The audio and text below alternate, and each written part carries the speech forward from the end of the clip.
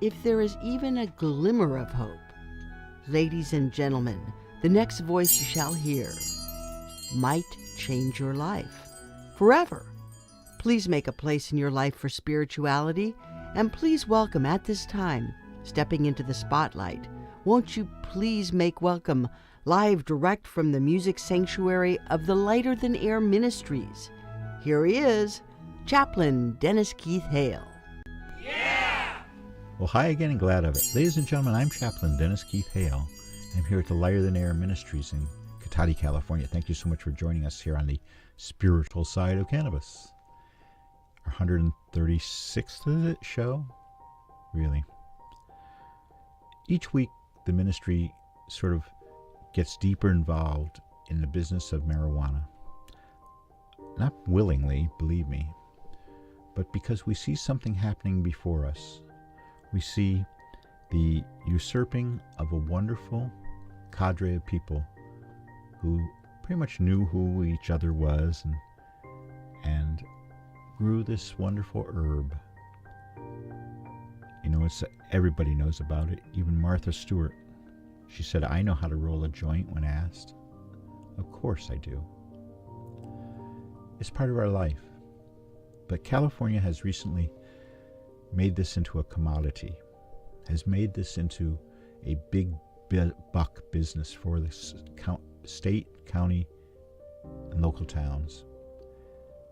And I'm wondering if we're actually getting our bang for our buck. I don't believe so. I believe what we've done is we've run a lot of little farmers out of a business and perhaps create a whole new group of criminals. The decriminalization of marijuana for possession has, of course, passed. But the criminalization of it, if you don't grow it according to their rules and their, I would say, guidelines which are totally unacceptable, where they're supposed to stay out of the business for a number of years and let the little guys have their way, they're here. Big business has put their imprint on everything. Big green, big marijuana, whatever you want to call it. And it's sad to watch a lovely flame die because smoke gets in your eyes. And that's what's happening. Small growers, people who have over the years been just wonderful to this ministry, people who have been our benefactors in many ways, are now being usurped by big money, big businesses, flashy flyers and trade show booths that look like they're at Microsoft and not selling weed. The people who have gotten involved are now involved for only the profit. The people who grew it for years were consumers, as well as farmers, as well as marketers, as well as people who risked their entire existence to grow this stuff and received very little profit, believe it or not, very little compared to the work involved. At this party on Saturday night, I spoke to a number of people, and they were starting to immerse themselves into the world of marijuana because of the profits. I told them about my fears, and I asked whether that in their business plans that they've put together for these very sophisticated industrial marijuana plants, whether or not they've included a tithe, an amount of money for philanthropy, a percentage of what they earn. Now, don't get me wrong, the small growers and such never officially gave anything. It was hard for them to give money because they couldn't show that they were making money. Now these people are being characterized by big business, big green, big in marijuana, as people who were unreliable because they were felons and not following the rule of the law. This manipulation of the truth, the hiding of the facts that the new people are in it just for the dough, doesn't escape us. I hope that if you know somebody who's making money from marijuana, that you'll remind them of their social responsibility.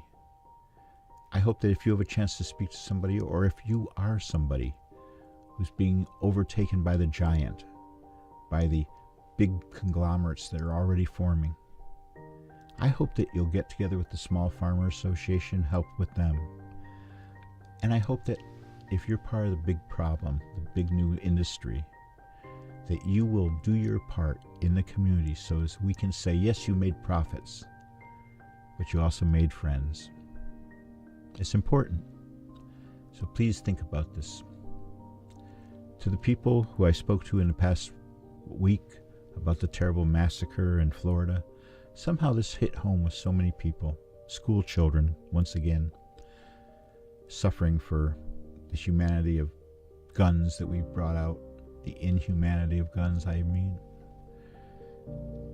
This ministry is not armed. This ministry would not shoot someone over a loaf of bread. I was speaking to somebody the other day who told me when the big earthquake hits, that he was going to see to it that his family had everything they needed and that no one could take it away from them with a gun. He was going to kill for his food supply. I don't recognize some of this as American. I think we're all too wrapped up in ourselves, and when you get wrapped up in yourself, you make a very small package, and you're not helpful.